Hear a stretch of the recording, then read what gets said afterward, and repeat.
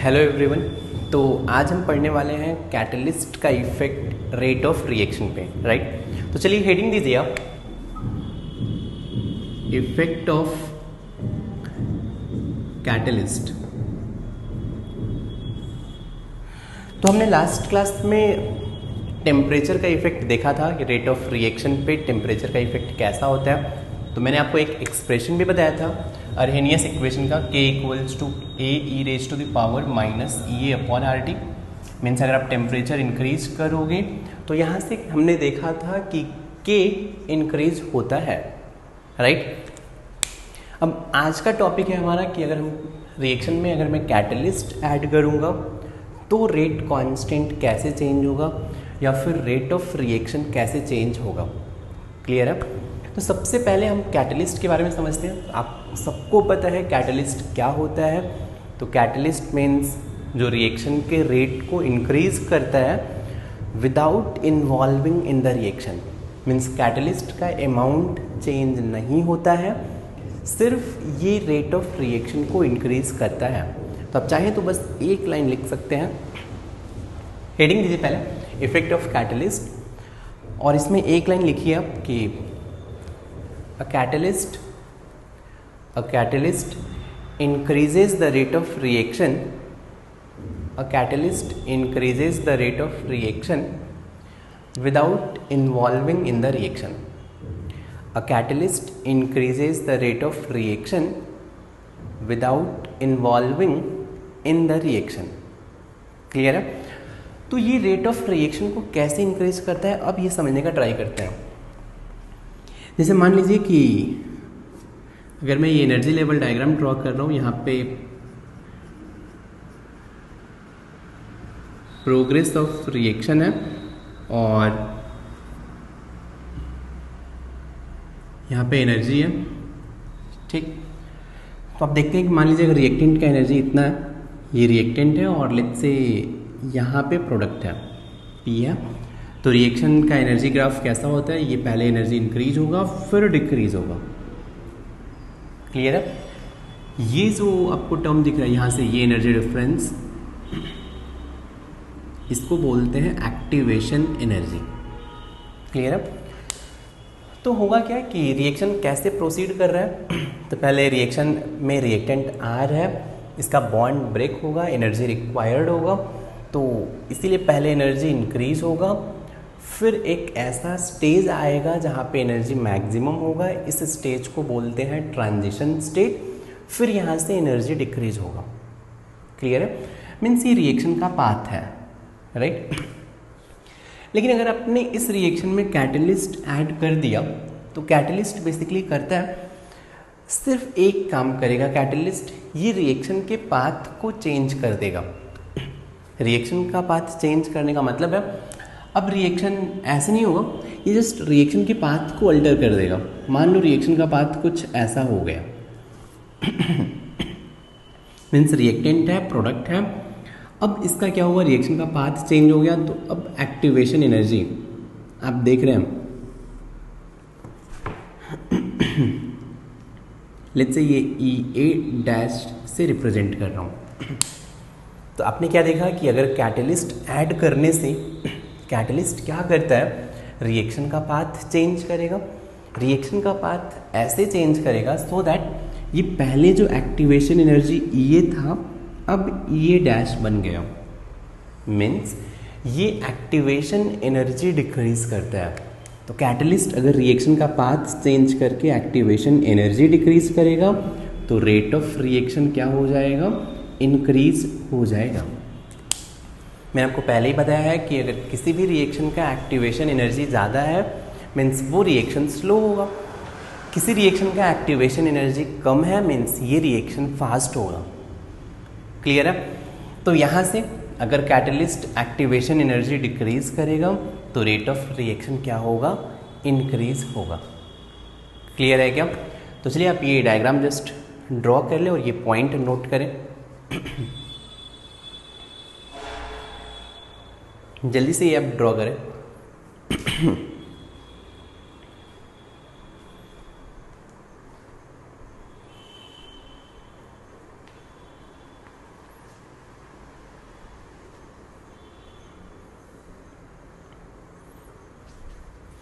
लिखिए कि a catalyst generally lowers the activation energy, a catalyst generally lowers the activation energy, a catalyst generally lowers the activation energy, a catalyst generally lowers the activation energy by providing new reaction path, by providing new reaction path.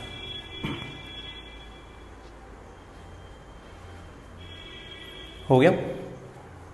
एक चीज़ आप देख रहे होंगे, आप चाहे तो ये note में पॉइंट लिख सकते हैं। नोट में पॉइंट नंबर 1 देखिए, यहाँ पे आपको डेल्टा एच रिएक्शन समझ में आ रहा होगा। डेल्टा एच रिएक्शन होता है energy of product minus energy of reactant. ये जो एनर्जी डिफरेंस है, इस एनर्जी डिफरेंस को बोलते हैं डेल्टा एच रिएक्शन। क्लियर है? तो आप देख रहे हैं कि विदाउट कैटलिस्ट रिएक्शन पाथ ये था, अभी भी डेल्टा एच रिएक्शन ये है, और कैटलिस्ट के प्रेजेंस में भी डेल्टा एच रिएक्शन का वैल्यू यही है। इट मीन्स हम यहाँ से ये कंक्लूड कर सकते हैं कि कैटलिस्ट डेल्टा एच रिएक्शन को चेंज नहीं करता है। तो नोट में फर्स्ट पॉइंट लिखें आप, लिखिए नोट में first point, a catalyst does not change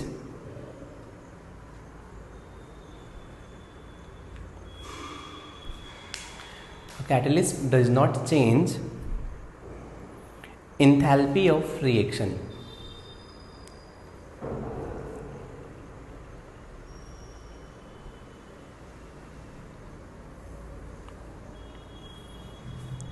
हो गया।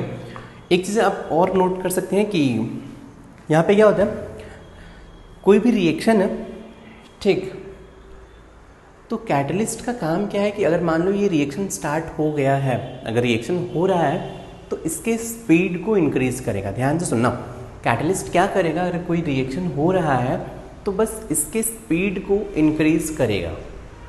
बात समझ में आ रहा है?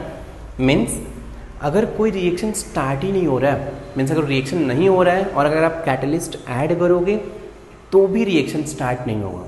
मीन्स कैटलिस्ट रिएक्शन स्टार्ट नहीं करता है, कैटलिस्ट सिर्फ क्या करता है, स्पीड ऑफ रिएक्शन इंक्रीज करता है। फिर से, कैटलिस्ट क्या करता है, रिएक्शन स्टार्ट नहीं करेगा, कैटलिस्ट सिर्फ क्या करेगा, रिएक्शन का स्पीड इंक्रीज करेगा। मीन्स कोई रिएक्शन बहुत स्लो हो रहा है उसको बहुत फास्ट कर सकते हैं आप, लेकिन कोई रिएक्शन हो ही नहीं रहा है तो अगर आप कैटलिस्ट डालोगे तो भी नहीं होगा। समझ में आ रहा? चलिए सेकेंड पॉइंट लिख लीजिए कि generally a catalyst does not initiate a reaction. Generally a catalyst does not initiate a reaction. ये रिएक्शन को इनिशिएट नहीं करेगा, ये सिर्फ रिएक्शन का स्पीड इंक्रीज करेगा। क्लियर है? अब चलिए देखते हैं कि कैटलिस्ट से रेट ऑफ रिएक्शन या रेट कांस्टेंट ऑफ रिएक्शन में कितना चेंज हुआ। चलिए फॉर्मूला डेराइव करने से पहले चलो मैं ले लेता हूँ कि late K1 is a rate constant in absence of catalyst, a rate constant in absence of catalyst, or let's say K2 is a rate constant in presence of catalyst. Means अगर आपने कैटलिस्ट ऐड नहीं किया है तो rate constant of reaction K1 है, और अगर आपने कैटलिस्ट ऐड कर दिया तो rate constant of reaction K2 है। क्लियर है? और चलिए मान लेते हैं कि EA1 K1 था तो मैं यहाँ पे EA1 ले लेता हूँ। EA1 is rate constant, sorry, EA1 is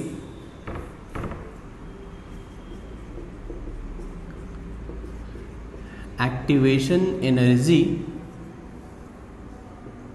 in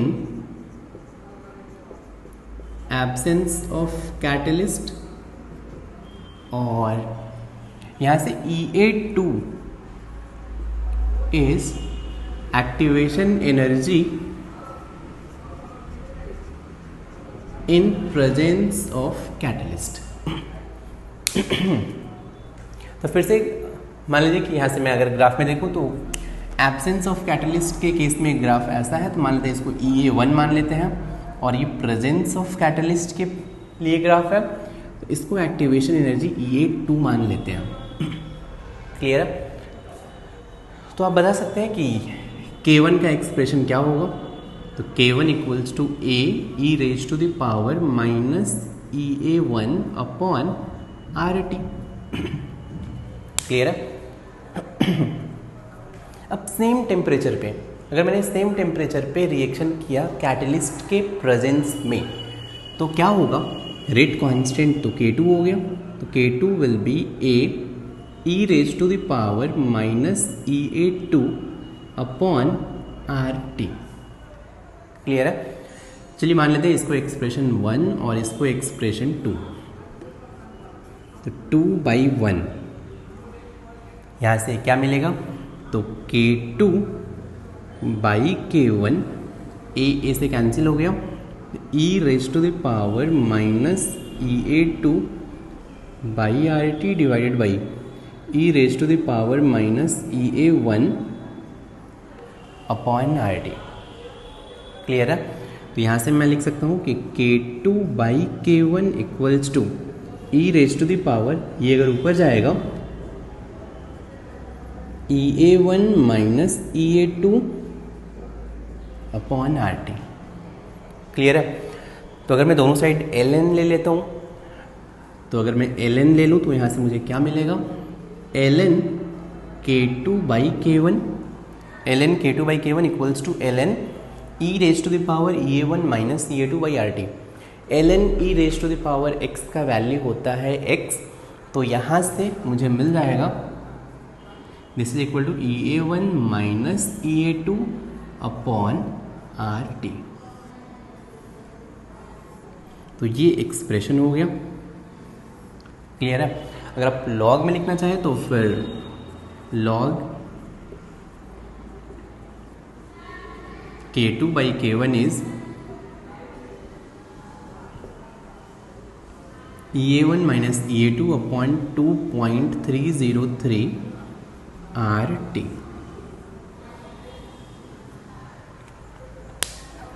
तो ये फाइनल एक्सप्रेशन हो गया। K2 इज कैटलिस्ट के प्रेजेंस में रेट है, K1 एब्सेंस में रेट है, EA1 is activation energy in absence of catalyst, EA2 is activation energy in presence of catalyst. तो ln K2 by K1 is EA1 minus EA2 upon RT। आपको EA1 दिया रहेगा, EA2 दिया रहेगा, R तो पता ही है, टेम्परेचर गिवन होगा, तो आप ln K2 by K1 find कर सकते हैं। क्लियर है क्या? चलिए नोट कर लीजिए आप।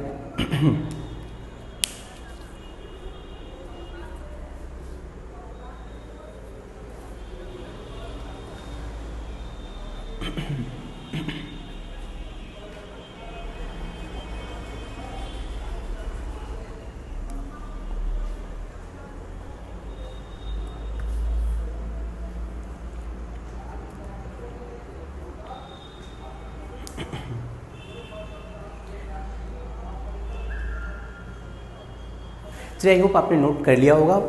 इनकेस अगर आपने नोट नहीं किया तो फिर आप वीडियो पॉज करके नोट कर लें। ये तो हो गया फॉर्मूला कैटलिस्ट का इफेक्ट हमने देख लिया रेट कांस्टेंट पे। अब मेरा नेक्स्ट क्वेश्चन है कि कैटलिस्ट तो रेट कांस्टेंट को चेंज करता है। ध्यान से सुनना, बहुत कन्फ्यूज़न होता है। कैटलिस्ट रेट कांस्टेंट को चेंज करेगा, तो रेट कांस्टेंट को चेंज कौन कौन करेगा, तो टेम्परेचर चेंज करेगा, अभी देखा था अपन ने, और कैटलिस्ट भी रेट कांस्टेंट को चेंज करेगा। क्लियर है? एक हमने और चीज़ देखा था, इक्विलिब्रियम कांस्टेंट।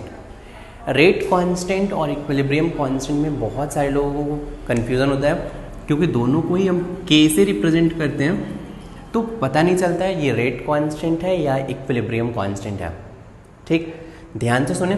मान लीजिए कि अगर कोई रिएक्शन है A to B, irreversible reaction है, तो ये रेट कांस्टेंट K है, तो rate equals to K times A हो गया। तो यहाँ पे rate equals to K times A, ये के रेट कांस्टेंट है। लेकिन अगर ये रिएक्शन रिवर्सिबल होता, मीन्स ए टू बी और फिर ये बी टू ए भी जा रहा होता, रिवर्सिबल है, फॉरवर्ड डायरेक्शन का रेट कांस्टेंट k1 है, बैकवर्ड डायरेक्शन का रेट कांस्टेंट मान लेते हैं k2 है। k1 k2 समझ में आ रहा है क्या है? k1 is rate constant of forward reaction, k2 is rate constant of backward reaction. तो इस केस में k इक्विलिब्रियम होता है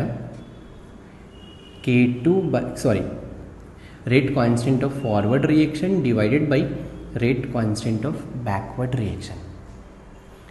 तो इस रेट कांस्टेंट के रेशियो को अपन इक्विलिब्रियम कांस्टेंट बोलते हैं।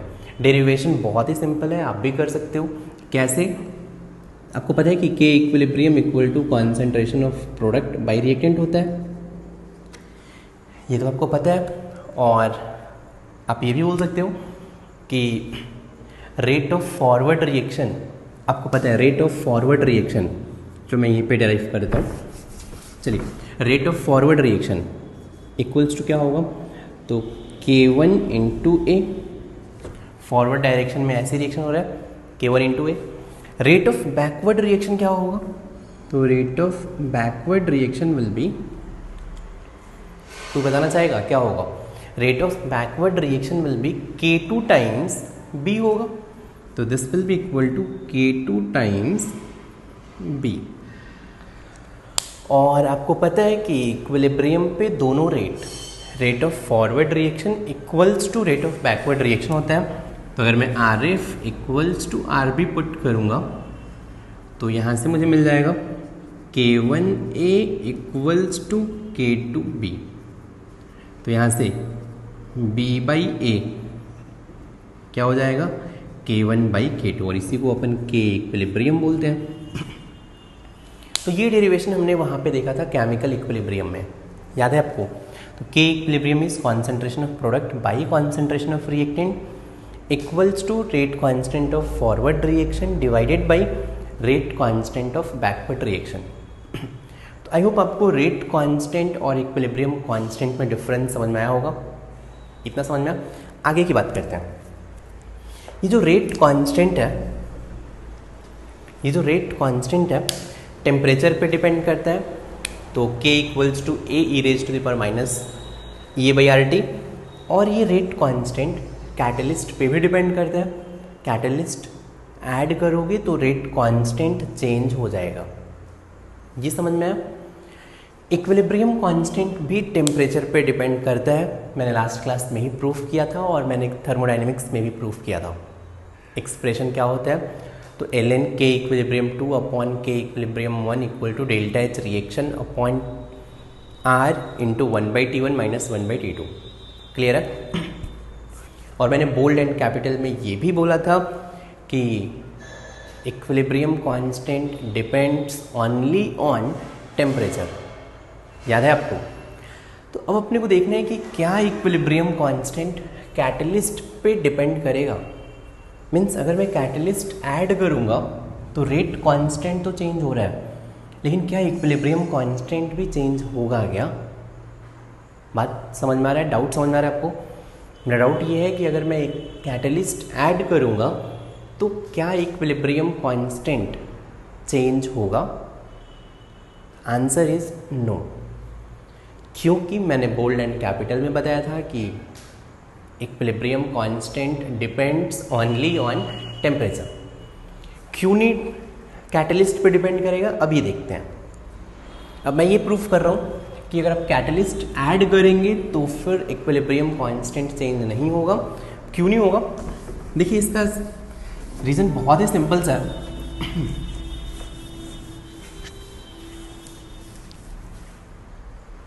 चलिए मान लीजिए कि चलो यही रिएक्शन है, ठीक ना? एक रिएक्शन मान लो, A reactant is converting into product. Equilibrium constant अगर मुझे बताना है तो फिर मुझे रिवर्सिबल रिएक्शन लेना होगा। चलिए, फॉरवर्ड रिएक्शन का rate constant KF, backward reaction का रेट कांस्टेंट KB। तो K इक्विलिब्रियम क्या हो जाएगा? KF बाई के बी। क्लियर है? चलिए तो मैं आपको स्टार्टिंग से समझा देता हूँ। लेट्स से कुछ ऐसा ग्राफ है, ये रहा, ठीक। ये ऐसा रिएक्शन है और ये रिवर्सिबल रिएक्शन है, दोनों साइड से रिएक्शन हो सकता है। तो इस डायरेक्शन में जाएंगे तो इसको अपन बोलेंगे activation energy of forward reaction. इस डायरेक्शन में जाएंगे तो इसको बोलेंगे activation energy of backward reaction. Clear है? तो आप यहां से बोल सकते हैं कि KF equals to AF A forward into E raise to the power minus EA forward upon RT, ये बोल सकते हैं। अब आप देखें कि मान लीजिए आपने क्या किया, कैटलिस्ट ऐड कर दिया। तो चलिए कैटलिस्ट ऐड करते ही रिएक्शन का पाथ चेंज हो गया। क्लियर है? अब आप देखेंगे कि इसका एक्टिवेशन एनर्जी फॉरवर्ड डायरेक्शन का भी डिक्रीज हो गया। मान लेते हैं अब जो डिक्रीज हुआ ये है EA डैश फॉरवर्ड, राइट। और ये जो वैल्यू से डिक्रीज हुआ इसको मैं बोल रहा हूँ, चलो x बोल देता हूँ। तो यहाँ से समझने का ट्राई करना कि यहाँ से x का जो वैल्यू है, x is EA forward minus EA dash forward होगा। ये समझ में आया? EA forward minus EA dash forward will be equal to x। Reverse direction में सोचें कि ये EA बैकवर्ड है, कैटलिस्ट के प्रेजेंस में, चलो मैं यहाँ पे लिख देता हूँ थोड़ा सा, चलो कैटलिस्ट के प्रेजेंस में इसको मैं बोल रहा हूँ EA डैश बैकवर्ड, ठीक। तो फिर से आप देखेंगे कि ये जो x डिफरेंस दिख रहा है, x equal to EA forward minus EA dash EA backward minus EA dash backward. तो यहाँ से भी x equals to EA backward minus EA dash backward, दोनों ही केस में होगा।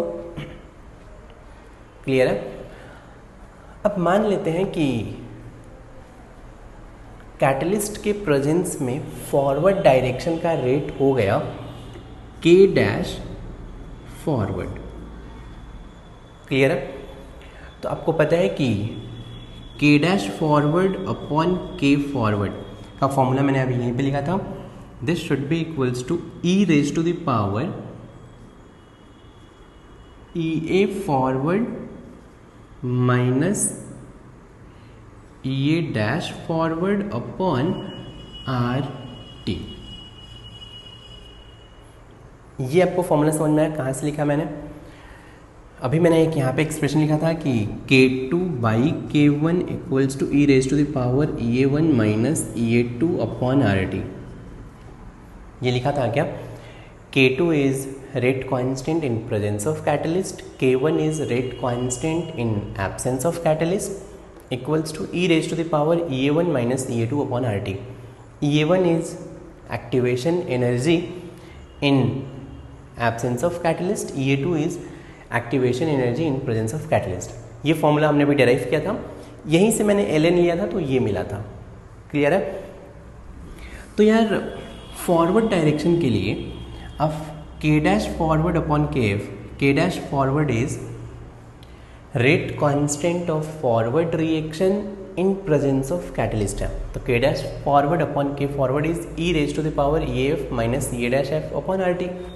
तो यहाँ से मुझे मिल जाएगा K dash forward is K forward into E raise to the power EAF minus E dash F, x है E raise to the power x upon RT। चलिए फिर इतना तो समझ में आया होगा।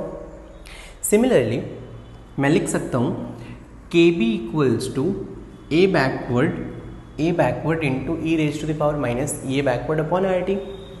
तो यहाँ से के डैश भी क्या हो जाएगा, K B into E raise to the power E A backward minus E A dash backward upon R T. तो E raise to the power X upon R T. थोड़ा सा देखिए आपको समझ में आ रहा है नहीं, फिर से मैं बताता हूँ। के एफ आपको समझ में आया, K forward equals to A forward into E raise to the power minus E A forward upon R T. तो फिर मैंने फॉर्मूला यूज़ कर लिया कि अगर कैटलिस्ट के प्रेजेंस में फॉरवर्ड डायरेक्शन का rate constant K dash forward हो गया, तो K dash forward upon K forward is E raise to the power E F minus E dash F upon R T है। के टर्म एक्स है, तो K dash forward equals to K forward into E raise to the power X R T. Same चीज़ अब F की जगह पे backward direction के लिए अगर आप लिखेंगे तो के डैश बैकवर्ड, सिमिलरली मैं लिख सकता हूँ K backward into E raise to the power X R T. K dash forward क्या है, rate constant in presence of catalyst. K dash backward क्या है, rate constant in presence of catalyst.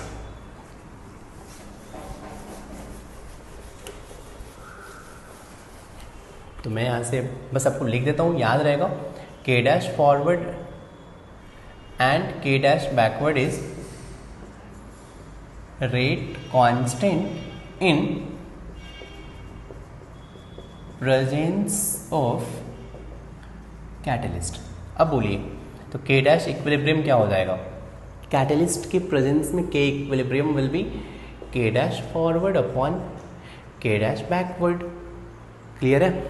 तो K dash forward upon K dash backward is K F E raise to the power X R T divided by K backward E raise to the power X by R T.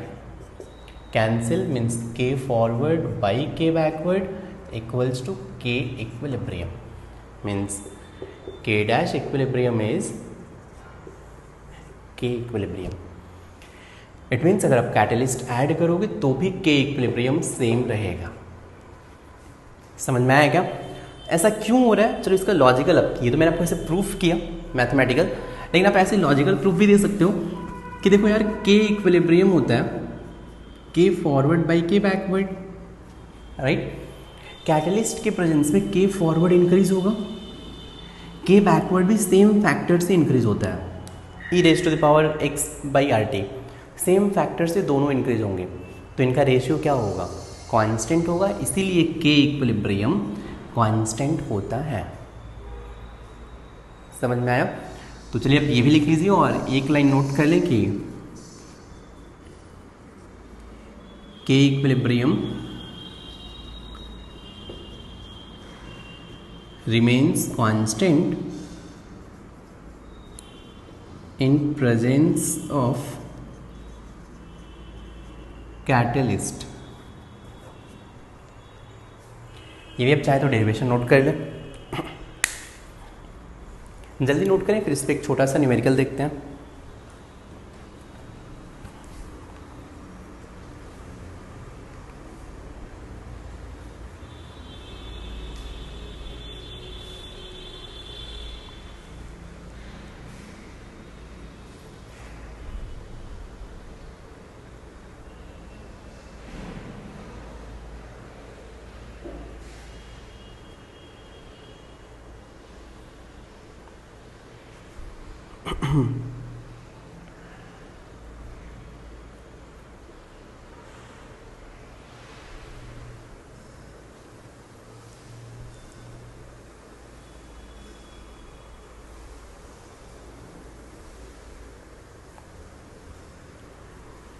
I hope आपने note कर लिया होगा, या तो आप एक काम करें कि वीडियो पॉज करके नोट कर लें। एक छोटा सा प्रॉब्लम लिखें, how many times rate of reaction increases, how many times rate of reaction increases, how many times rate of reaction increases on addition of catalyst, how many times rate of reaction increases on addition of catalyst at 300 Kelvin on addition of catalyst at 300 Kelvin if catalyst changes activation energy,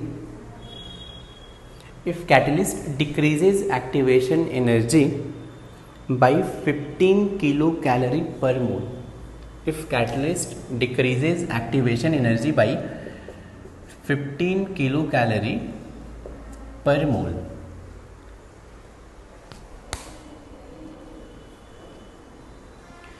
चलिए आप जल्दी से try करें।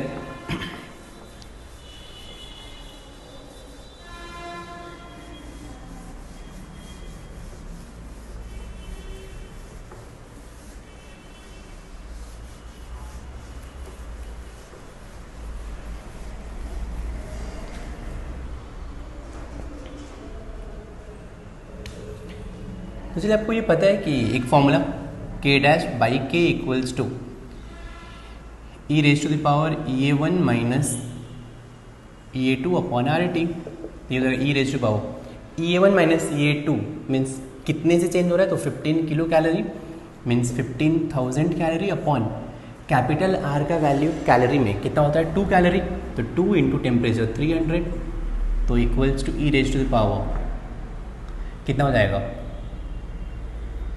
ये 2 से cancel तो 25, तो k dash by K is E raise to the power 25, इतने फैक्टर से इंक्रीज होगा। क्लियर है?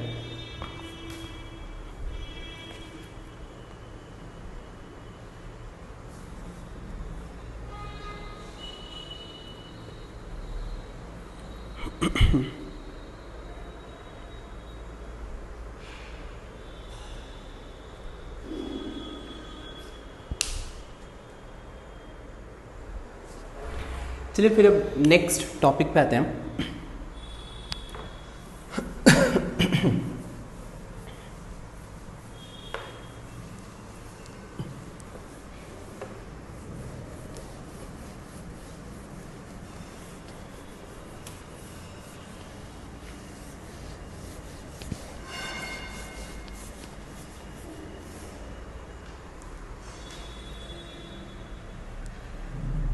हेडिंग दीजिए rate law for complex reaction. Rate law for complex reaction, rate law for complex reaction. तो चलिए मैंने आपको बताया कि रिएक्शन दो टाइप के होते हैं, एक तो होता है एलिमेंट्री रिएक्शन, दूसरा होता है complex reaction. Complex reaction means जो मोर देन वन स्टेप में होता है, राइट तो ये जैसे ये सीक्वेंशियल रिएक्शन मैंने पढ़ाया था आपको, राइट अपन इसको सीक्वेंशियल रिएक्शन भी बोलते हैं। तो इसके लिए रेट लॉ कैसे डिराइव करेंगे ये देखते हैं। तो पहली बात, अगर कोई एलिमेंट्री रिएक्शन है, तो ध्यान से सुने, अगर कोई एलिमेंट्री रिएक्शन है A plus B converting into C, अगर ये एलिमेंट्री रिएक्शन है तो मैंने आपको बताया है कि for elementary reaction molecularity equals to order equals to stoichiometric coefficient. Means अगर ये एलिमेंट्री रिएक्शन है, पहले तो फॉर